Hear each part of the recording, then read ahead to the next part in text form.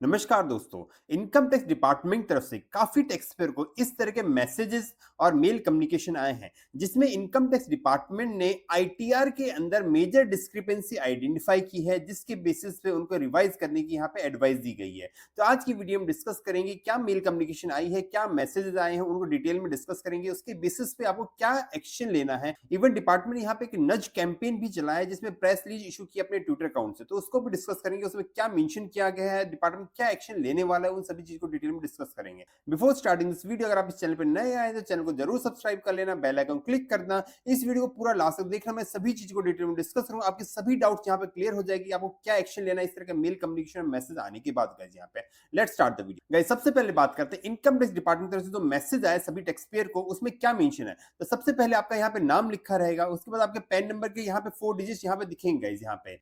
इसके बाद यहाँ पे जो मैसेज है उसमें क्लियर किया गया है कि इस पैन नंबर के अगेंस्ट असेसमेंट ईयर 25-26 में जो रिटर्न फाइल की गई उसके अगेंस्ट डिस्क्रिपेंसी फाइंड की गई है, तो जिसकी वजह से उनका जो रिफंड है पूरा होल्ड कर लिया गया है। इस मैसेज में कोई डिस्क्रिपेंसी मेंशन नहीं की है, पर डिपार्टमेंट ने इसके लिए अलग से ईमेल में सेंड की है सभी टैक्स पेयर को, जिसमें उनकी डिस्क्रिपेंसी आइडेंटिफाई की है। उसके बेसिस पे यहाँ पे डिपार्टमेंट रिक्वेस्ट की है अपने रिटर्न को रिवाइज कर लें। 31 दिसंबर 2025 आपकी लास्ट डेट होने वाली है यहाँ पे। उसके बाद आप रिटर्न तो फाइल कर पाएंगे, पर उसके लिए आपको एडिशनल टैक्स देना पड़ेगा। मींस 1 जनवरी 2026 के बाद आपको एडिशनल टैक्स, पेनल्टी और इंटरेस्ट दोनों ही देने पड़ेंगे, तभी आप अपनी रिटर्न को फाइल कर पाओगे गाइस। तो मैसेज कम्युनिकेशन जो सभी टैक्स पेयर के पास गया है। उसके बाद डिपार्टमेंट यहाँ पे ईमेल्स भी भेजी है। ईमेल्स जो है कंप्लायंस इनकम टैक्स की तरफ से आई है। यहाँ पे आपका ईमेल आईडी रहेगा। उसके बाद यहाँ पर रिप्लाई टू, यहाँ पे सपोर्टिंग ईमेल आईडी रहेगा गवर्नमेंट का।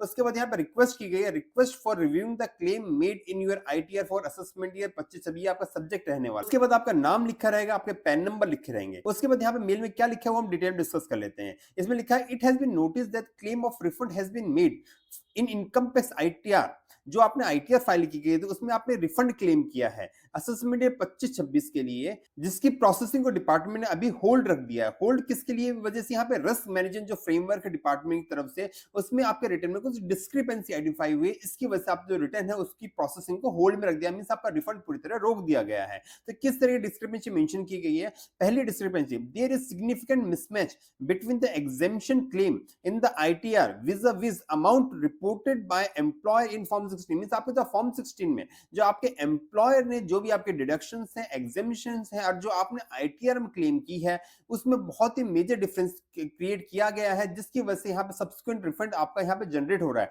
जो कि बहुत ही सब्सटेंशियल है। तो डिपार्टमेंट इसको ट्रेस किया है, आपकी जो एग्जेम्पशन है उसको चेक करेगा डिपार्टमेंट गाइस यहाँ पे। तो ये जो मेजर डिस्क्रिपेंसी यहाँ पे बताई गई है, किस तरह की डिस्क्रिपेंसी उनको फाइंड। उसके बाद डिपार्टमेंट ने यहाँ पे रिक्वेस्ट की है सभी टैक्स पेयर से कि अपने रिटर्न जो आपने फाइल की है उसको रिव्यू कर लीजिए। उसके जो पर्टिकुलर जो भी आपने एग्जेम्पशंस है, जो भी डिडक्शंस है उसमें क्लेम की है, वो करेक्ट होनी चाहिए और उसके अगेंस्ट आपका सपोर्टिंग डॉक्यूमेंट होने चाहिए। अगर आप उसको रिवाइज करना चाहते हो तो उसको रिवाइज भी कर सकते हो, अपने रिफंड का जो क्लेम है उसको करेक्ट कर लो गाइस यहाँ पे। तो रिवाइज का अभी भी टाइम है, तो आप प्रॉपर एक्शन ले सकते हो। लेकिन डिपार्टमेंट ने यहाँ पे ये भी बोला है, अगर आप कोई भी एक्शन नहीं लेते हो तो हम मानेंगे ये आपकी डेलिब्रेट चॉइस है। मींस आप खुद जानबूझ के ये डिसीजन ले रहे हो कि आपको रिटर्न को रिवाइज नहीं करना है, तो उस केस में डिपार्टमेंट क्या करेगा, आपके अगेंस्ट इन्वेस्टिगेशन करेगा। इन्वेस्टिगेशन में वो आपको सभी सपोर्टिंग डॉक्यूमेंट्स आपसे मांगेगा। उसके बेसिस पे जो भी आपके रिटर्न में जो भी आपका वैलिड रिफंड बनेगा वो आपको इशू करेगा, या अगर डिमांड बनती है तो डिमांड भी आपको यहाँ पे इशू करेगा। यहाँ पे उस टाइम पे आपको यहाँ पर अपडेटेड रिटर्न फाइल करने का ऑप्शन दिया जाएगा, उसमें आपको एडिशनल टैक्स विद पेनल्टी देनी पड़ेगी। तो ये कॉन्सिक्वेंसेज में पूरी डिटेल में डिस्कस करूंगा कि क्या क्या कॉन्सिक्वेंसेज इस वीडियो में लास्ट तक बने रहना गाइस यहाँ पे। उसके बाद थर्ड पॉइंट में यहाँ पे डिपार्टमेंट टाइम लिमिट मेंशन की गई है रिटर्न को रिवाइज करने की। 31 दिसंबर 2025 जो कि लास्ट डेट है रिटर्न को रिवाइज करने के लिए, तो उससे पहले अपनी रिटर्न को रिवाइज कर लेना, क्योंकि उसमें आपको कोई एडिशनल टैक्स या पेनल्टी नहीं देनी पड़ेगी। आपको अपनी रिटर्न रिवाइज करनी, जो भी आपका एक्सेस रिफंड आपने क्लेम किया उसको रिड्यूस करना है यहाँ पे। अल्टरनेटिवली यहाँ पे ऑप्शन और एक दिया गया है कि 1 जनवरी के बाद भी आप रिवाइज कर सकते हो, पर उस केस में आपको एडिशनल टैक्स देना पड़ेगा।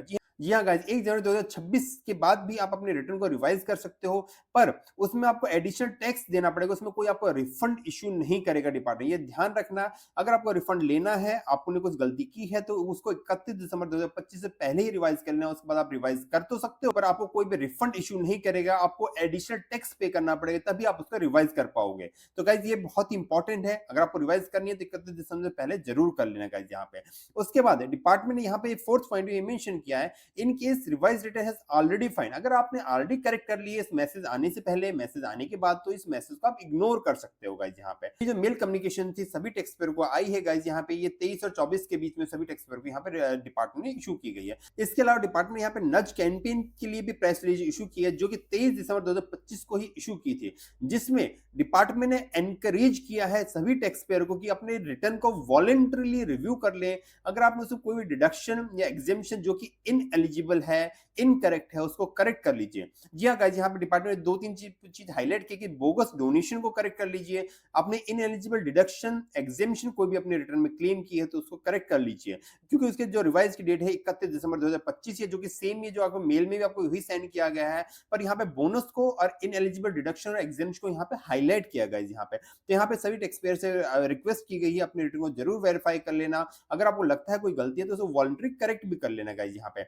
31 दिसंबर लास्ट डेट है, उसके बाद फर्दर एक्शन डिपार्टमेंट लेगा अगर आपने करेक्ट नहीं की तो गाइज। यहाँ पे तो ये प्रेस रिलीज डिपार्टमेंट ने ये 23 दिसंबर को इशू की थी, तो इसके बेसिस पे आपको करेक्टिव एक्शन लेना चाहिए गाइज। यहाँ पे अब बात कर लेते हैं आपको क्या करेक्टिव एक्शन लेना है गाइज। यहाँ पे लास्ट ईयर तक जब रिस्क मैनेजमेंट के अंदर आपके रिटर्न को आइडेंटिफाई किया जाता तो डिपार्टमेंट आपसे कंफर्मेशन मांगता था कि आप एग्री हो नहीं हो, तो उस केस में आपको रेस्पॉन्स देने का ऑप्शन आपके इनकम टैक्स पोर्टल पे वर्क लिस्ट में जाके यहाँ पे आपको दिख रहा था गाइज। यहाँ पे तो जिसमें कि अगेंस्ट आप यहाँ रेस्पॉन्स को क्लेम करते थे कि आपने जो रिफंड क्लेम किया है वो सही है या गलत है, गलत है तो आपने रिटर्न को रिवाइज करने का ऑप्शन था गाइज यहाँ पे।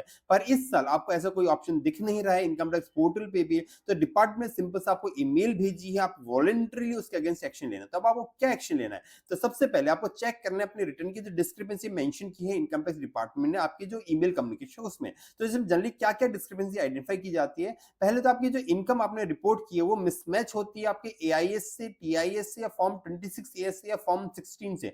देखिएगा अगर आपने फॉर्म 16 की जो सैलरी है उसको पूरा नहीं दिखाया, एआईएस में आपकी जो भी इनकम थी उसको पूरा नहीं डिस्क्लोज करे अपने रिटर्न के बेसिस पे, या आपने जो टीडीएस था वो पूरा करेक्ट क्लेम नहीं किया है 26 के बेसिस पे, तो उस केस में डिपार्टमेंट आपको यहाँ डिस्क्रिपेंसी का नोटिस देगा उसके अगेंस्ट आपके अगेंस्ट एक्शन भी लिया जाएगा यहाँ पे। इसके अलावा जो मेजर डिस्क्रिपेंसी फाइन की एक्सेस डिडक्शन और एग्जेम्पशन की लाइक आपने होम लोन के फेक डिडक्शन क्लेम किए हैं, मेडिकल का क्लेम किया, एटीसी का क्लेम किया, एचआरए की, मतलब जो भी आप इनकम टैक्स की जो एग्जेम्पशन क्लेम कर रहे हो उसका मिस यूज कर रहे हो, फेक डिडक्शन अगर आपने क्लेम की है तो उसको डिस्क्रिपेंसी माना जाएगा, उसके अगेंस्ट यहाँ पे आपको रिवाइज करने का ऑप्शन दिया है डिपार्टमेंट गाइस यहाँ पे। उसके बाद आपका रिफंड जो बहुत ही ज्यादा हाई है तो वो भी डिपार्टमेंट नजरों में होता है कि किसका रिफंड कितना ज्यादा हाई है, तो हाई वाले रिफंड सारे डिपार्टमेंट यहाँ पे चेक करेगा यहाँ पे। उसके बाद अनरिपोर्टेड इनकम, क्योंकि काफी टैक्स पेयर क्या करते हैं केवल अपनी सैलरी की इनकम रिपोर्ट कर देते हैं, उसकी सेविंग बैंक से इंटरेस्ट है, एफडी से इंटरेस्ट उसको रिपोर्ट नहीं करते हैं, या फिर गेमिंग इनकम है वो भी रिपोर्ट नहीं करते हैं। क्रिप्टो से बहुत ही यहाँ पे नोटिस आ रहे हैं डिपार्टमेंट की तरफ से, 133(6) का भी नोटिस डिपार्टमेंट यहाँ पे काफी टैक्स पेयर को इशू किया है,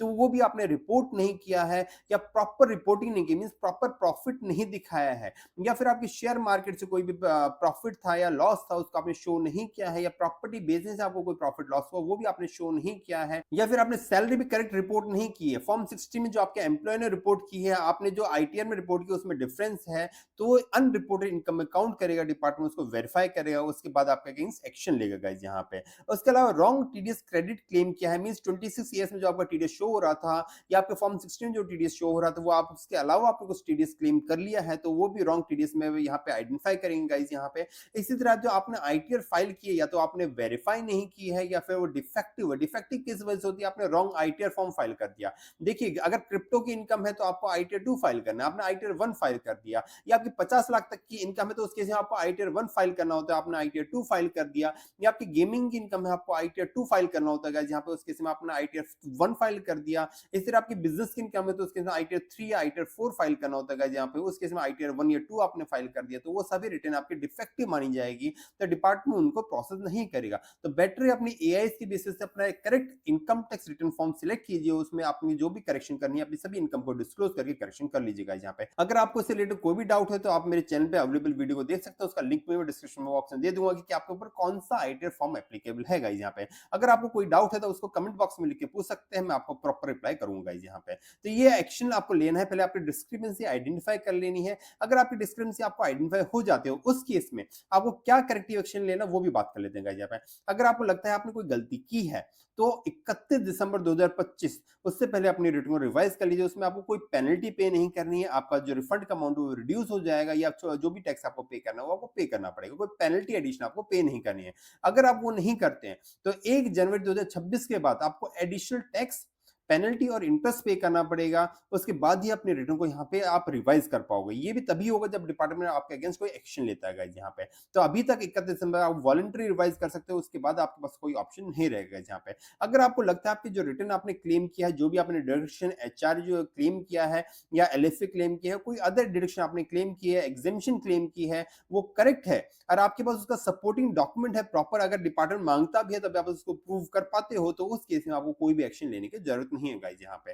पर आपको अगर कोई इनकरेक्टनेस लगती है तो उसको जरूर करेक्ट कर लेना गाइस यहाँ पे। आज की वीडियो में डिस्कस किया है कि अगर आपके पास इस तरह की ईमेल कम्युनिकेशन आए इनकम टैक्स डिपार्टमेंट की तरफ से, या फिर आपको कोई मैसेज आए इनकम टैक्स डिपार्टमेंट की तरफ से, तो उस केस में आपको क्या एक्शन लेना है। अगर आपको इससे रिलेटेड कोई भी डाउट है मुझे कमेंट बॉक्स में पूछ सकते हैं। अपने रिटर्न को टैक्स एक्सपर्ट के थ्रू करेक्ट कराने के लिए स्क्रीन पे जो नंबर आप कांटेक्ट कर सकते हैं। वीडियो अच्छी लगे तो वीडियो जरूर लाइक करना, इससे हमें मोटिवेशन मिलता है आपके लिए नई वीडियो बनाने के लिए। गाइस इस वीडियो को ज्यादा शेयर करना ताकि मैक्सिमम टैक्स में जिनकी भी रिटर्न इनकरेक्ट हुई है वो अपनी रिटर्न को रिवाइज कर सके, अपना रिफंड प्रॉपर्ली क्लेम कर सके। Thank you friends.